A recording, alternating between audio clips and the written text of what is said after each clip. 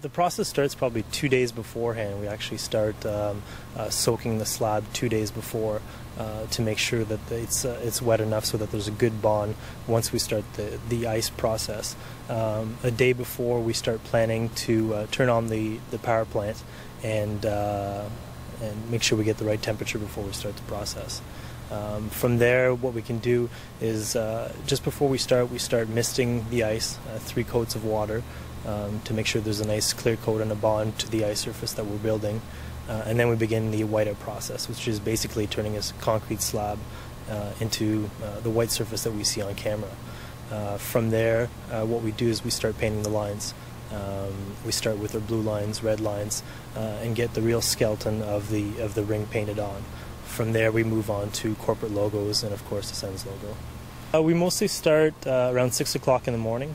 And it's a full day, so we say about 12 to 14 hours for the complete installation. We have about 12 staff working on hand. We start in the morning with about 8, and we add a few more just for the finishing touches. We have markings that are standardized by the NHL, and it's just a matter of remeasuring everything and measuring it out again to double check our work. And then from there, we follow all the markings that we have existing on the floor, and we go from there. We start from scratch every time. So what we do for the logo is we end up rolling out the actual logo on a cardboard sheet, and it has little laser holes.